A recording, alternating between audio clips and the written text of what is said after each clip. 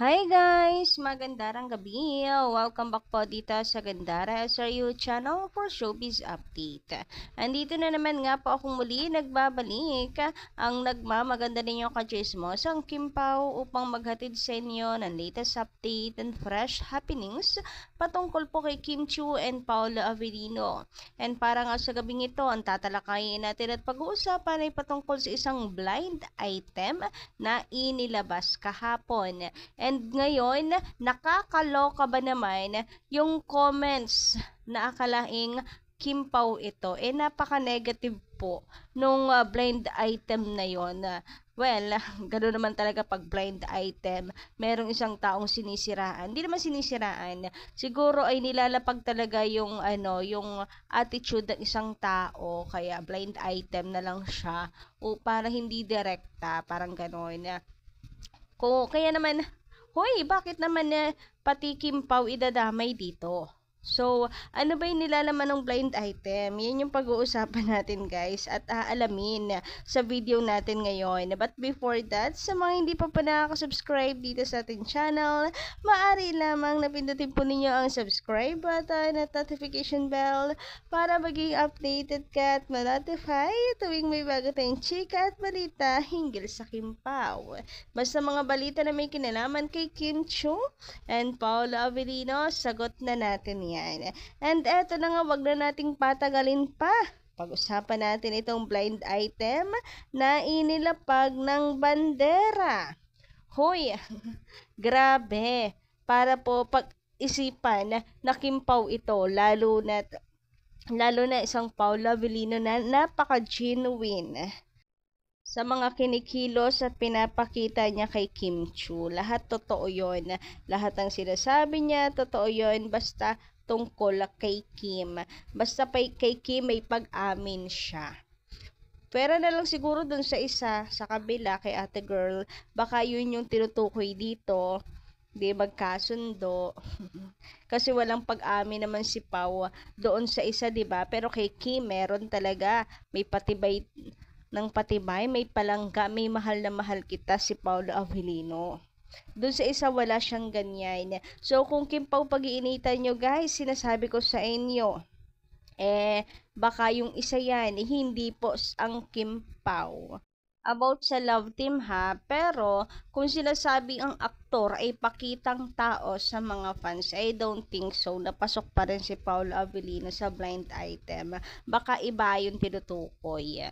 So, sinasabi lang natin na mas malapit sa love team nung dalawa. Pero sa personality ni Paolo Avellino para magpakitang tao sa mga fans, hindi. Hindi nga niya inamin yung di ba, para magpakitang tao lang. Hindi kasi siya ganon. Hoy, grabe ha, nakakaano talaga tong blind item na to. Sabi dito kasi, dito muna tayo sa caption ni Bandera.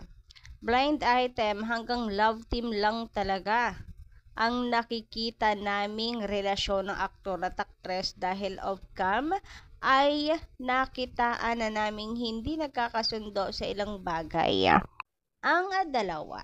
And ito nakakaloka yung comments tingin ko nga Kim Pao.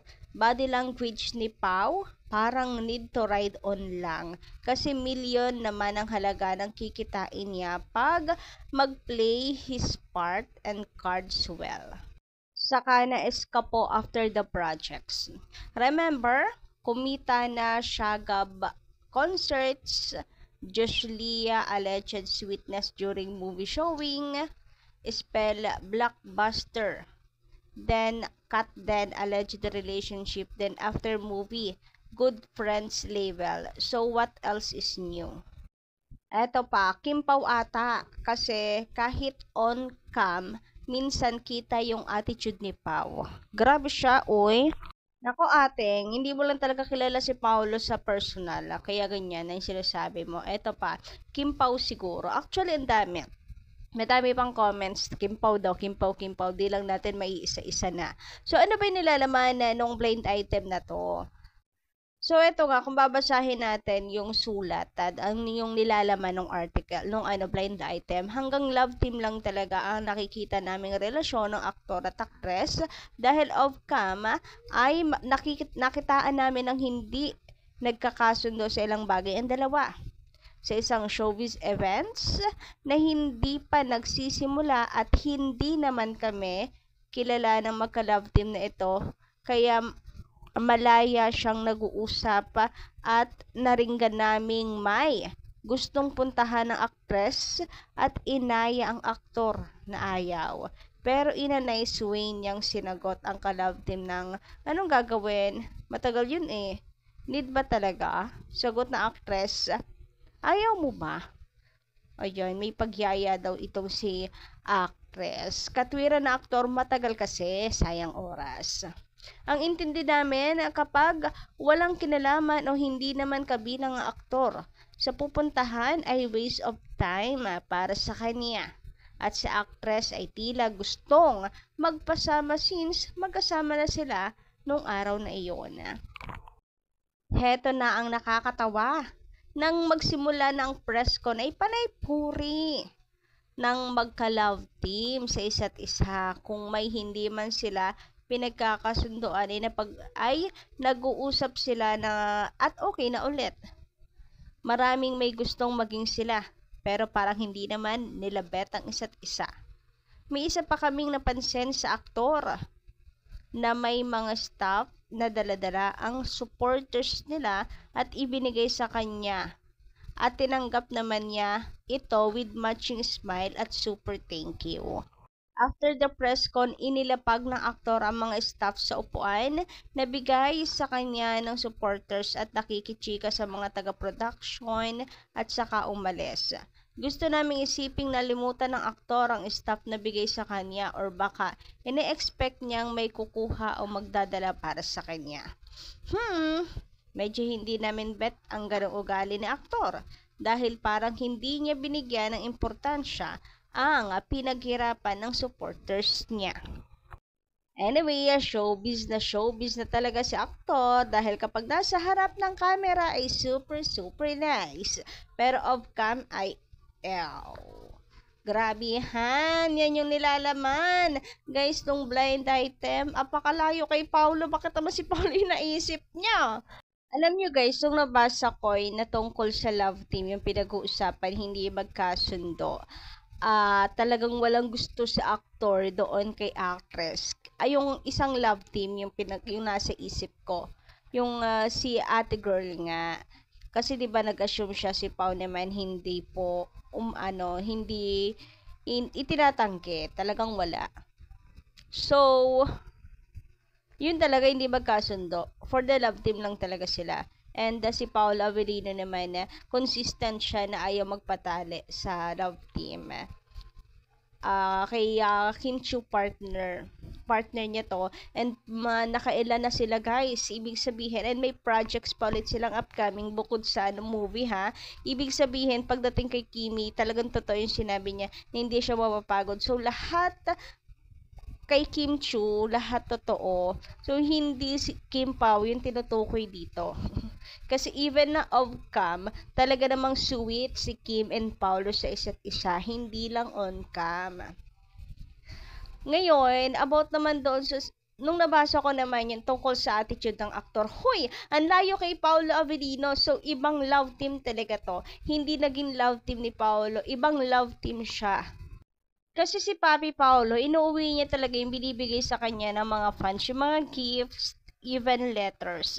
Ina-upload pa nga niya sa kanyang Sokmed na ayan, na na-appreciate niya, tinatago niya talaga, super thankful siya, hindi lang on cam, talagang inuuwi niya at pinapahalagahan.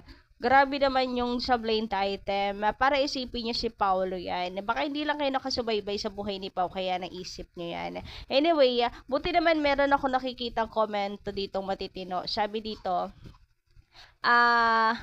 very wrong. Bike pa lang na binigay kay Kim, milyon na ang halaga.